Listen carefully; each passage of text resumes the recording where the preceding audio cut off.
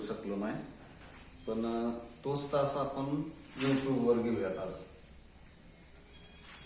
Linear equations into variables, याच्यामध्ये equation सोडवण्याची ज्या पद्धती आहेत त्याच्यातील आपण याच्या अगोदरच्या तासाला ग्राफिकल मेथड शिकलो. आता आजच्या तासाला डिटर्मिनंट मेथड किंवा याला क्रॅमर्स रूल असंही म्हटलं जातं. क्रॅमर शास्त्रज्ञाचं नाव आहे म्हणून त्याला क्रॅमर्स रूल असं म्हटलेलं आहे. डिटर्मिनंट मेथड किंवा क्रॅमर्स रूल, याच्या अगोदरची जी ग्राफिकल मेथड होती किंवा त्याच्या अगोदरची जी इलिमिनेशन मेथड होती. आता इक्वेशन सोडवायचं म्हणजे काय करायचं असतं म्हणून सांगितलं, आणि याच्यातील प्रत्येक इक्वेशन मध्ये किती व्हेरिएबल असतात तर 2 व्हेरिएबल असतात. म्हणजे एक्स आणि वाय किंवा ए आणि बी अशी 2 चल असतात. तर इक्वेशन सोडवायचं म्हणजे त्या 2 चलाच्या किमती काढायच्या असतात. मग ग्राफिकल मेथड मध्ये काय होतं, ज्या ठिकाणी ते 2 ग्राफ छेदले एकमेकाला त्या ठिकाणचा पॉइंट ऑफ इंटरसेक्शन मधला जे कोऑर्डिनेट आहेत त्याच्यातला पहिला एक्स आणि दुसरा वाय, म्हणजे एक्स आणि वाय या 2 चलाची किमती आपण ग्राफिकल मेथड मध्ये काढली. सेम त्याच पद्धतीनं दोन्ही व्हेरिएबलच्या किमती क्रॅमर्स रूलने काढायच्या असतात किंवा त्याला डिटर्मिनंट मेथड असे म्हटलं जातं. प्रॅक्टिस सेट 1.3 याच्यातलं पहिलं एक्झाम्पल.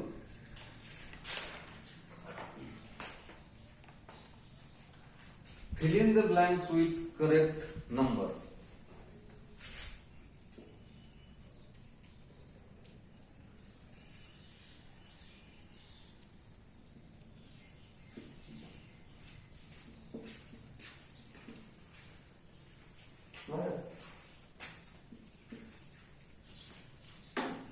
ये खतरनाक लय मुलं सगळे.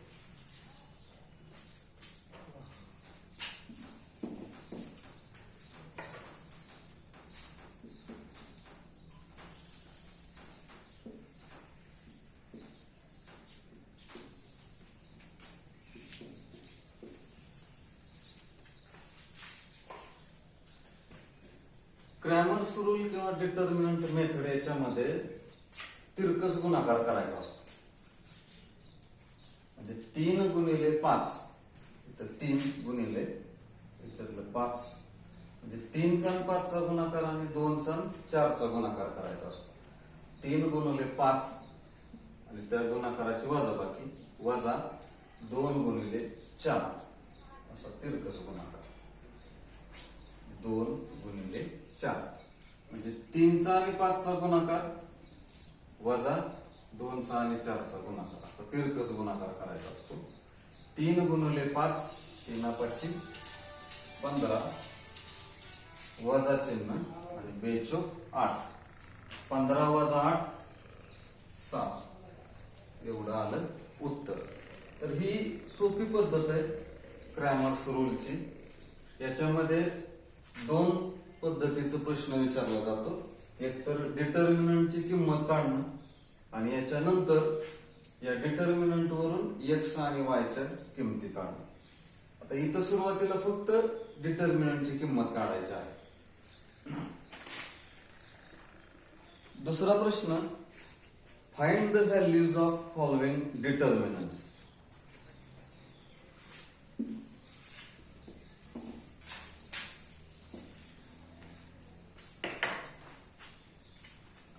क्वेश्चन 2 मधला पहिला प्रश्न काय आहे, find the values of following determinant. डिटर्मिनंटच्या किमती काढा. वजा 1 2 7 4. मगाशी सांगितल्याप्रमाणे तिरकस गुणाकार करायचा. वजा 1 गुणिले 4 वजा 7 गुणिले 2 बरोबर. किंवा याच्या खाली जरी किंमत लिहिल्या तरी सुद्धा चालते.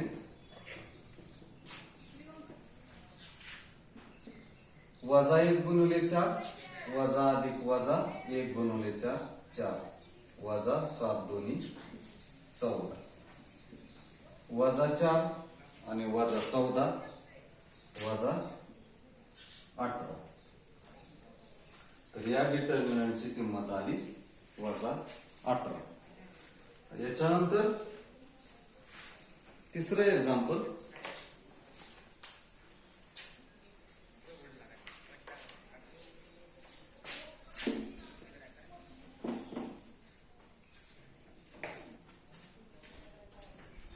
ते सांगितले तरी तसंच करता येतं.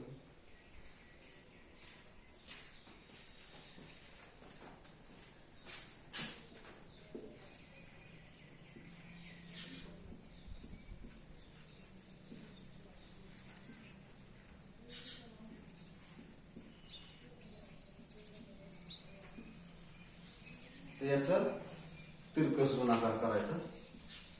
7/3 गुणिले 1/2 वजा 5/3 गुणिले 3/2 असा तिरकस गुणाकार.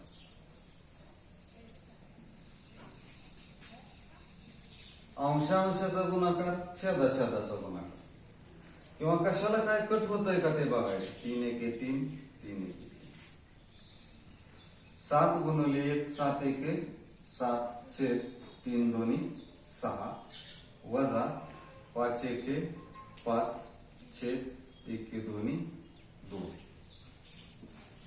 या ठिकाणी दोन्हीचे छेद वेगवेगळे आहेत म्हणून यांची वजाबाकी होऊ शकत नाही.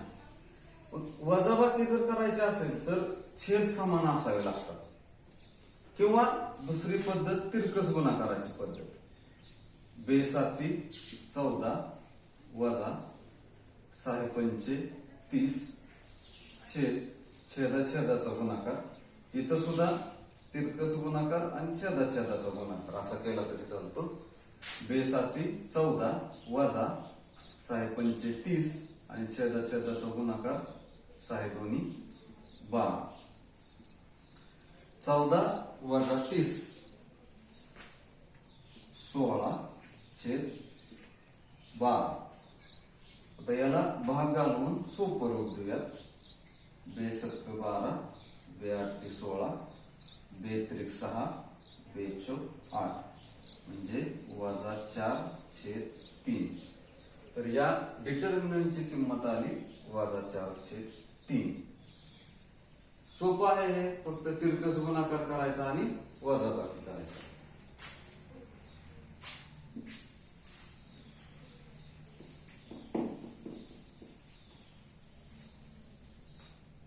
आता या पद्धतीतला महत्वाचा भाग.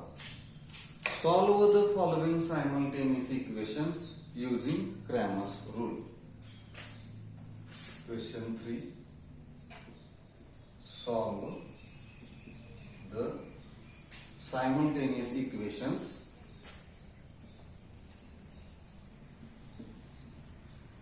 by Cramer's rule.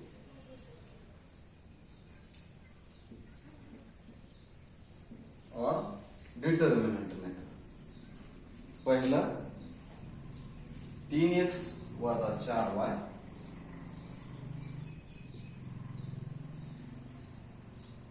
बरोबर 10.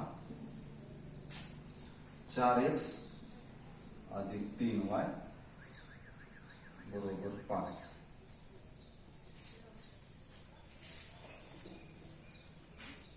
ही दोन्ही इक्वेशन एका खाली एक लिहून घ्यायची.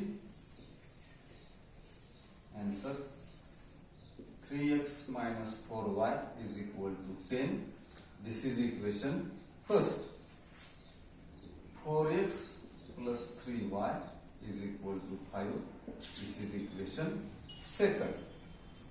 आता इथं ज्या किमती असतात ह्या A1 A2 च्या किमती, ह्या B1 B2 च्या किमती आणि ह्या C1 C2 च्या किमती असतात. आता हे पहिलं उदाहरण आहे म्हणून आपण थोडस ब्रीफली घेऊयात म्हणजे डिटेलमध्ये. नंतर काय ह्या किमती नाही लिहिल्या तरी सुद्धा चालतील. A1 ची किंमत 3, A2 ची किंमत 4, B1 ची किंमत -4, B2 ची किंमत 3 C1 ची किंमत 10, C2 ची किंमत 5. म्हणजे ह्याचे जे कोऑर्डिनेट आहेत 3, 4 त्या किमती लिहिल्या. y चे जे कोऑर्डिनेट आहेत -4, 3 त्या किमती लिहिल्या. आणि बरोबर चिन्हाच्या पुढे ज्या संख्या आहेत 10, 5 त्या किमती लिहिल्या. तर हे A चे कोऑर्डिनेट, हे B चे कोऑर्डिनेट आणि हे C चे कोऑर्डिनेट. काही वेळेस काय असतं, हे इक्वेशन देताना हा जो कॉन्स्टंट आहे तो इकडे दिलेला असतो. उदाहरणार्थ अशा पद्धतीने. त्यावेळेस आपण +5 पुढे न्यायचा, म्हणजे -5 करायचा. सॉरी, अधिक पलीकडे आला तर वजा होईल. आणि -5 पलीकडे नेला तर +5 होईल. म्हणजे इक्वेशन जे आहे ते दुरुस्त करून घ्यायचे.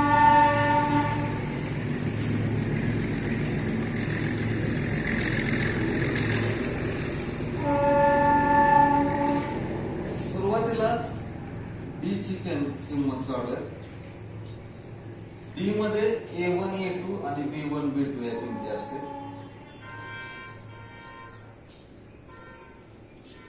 म्हणजे ह्या सुरुवातीच्या किमती असतील. A1, A2 च्या किमती काय आहेत? A1 किंवा 3, 4 किंवा 3, 4 आणि B1, B2 च्या किमती -4, 3.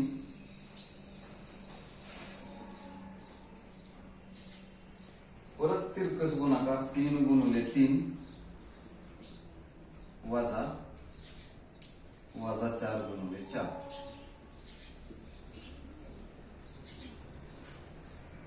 3 त्रिक 9 वजा अधिक 4 × 16. 9 आणि 16 25. ही झाली डी ची किंमत.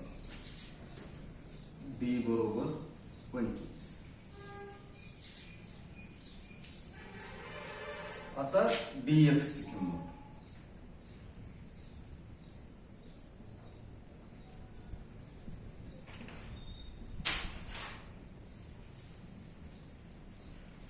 dx ची किंमत काढत असताना ह्याच्याकडे बघूनच काढायची असते.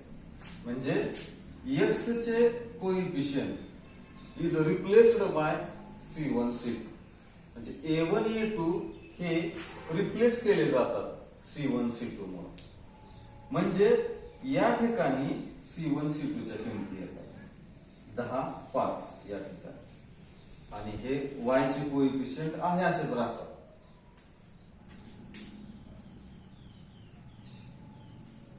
-4, 3.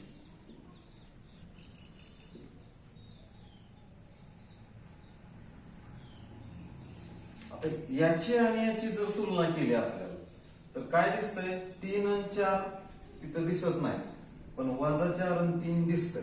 म्हणजे x म्हणजे पहिल्या ह्याच्यातलेच कोइफिशियंट बदलले आणि त्या ठिकाणी काय आलंय तर C1, C2 च्या किमती म्हणजे बरोबर चिन्हाच्या पुढच्या किमती आलेल्या आहेत 10 आणि 5. तर ह्याचा परत तिरकस गुणाकार 10 गुणिले 3 वजा 4 गुणिले 5.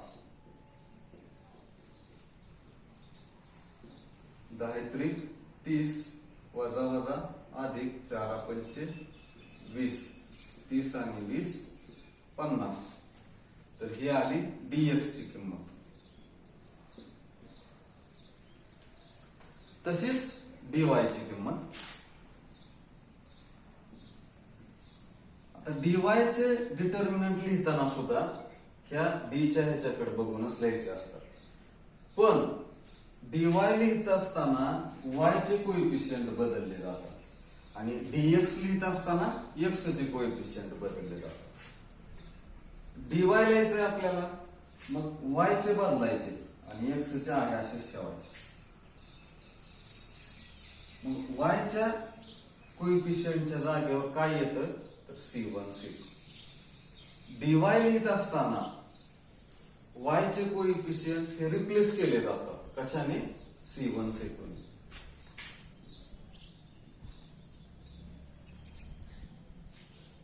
तिरकस गुणाकार 3 गुणिले 5 वजा 10 गुणिले 4. 3 5 15 वजा 10 चौक 40, 15 वजा 40 25. हे मोठ्या संख्येचं चिन्ह वजा. ही आली dy ची किंमत.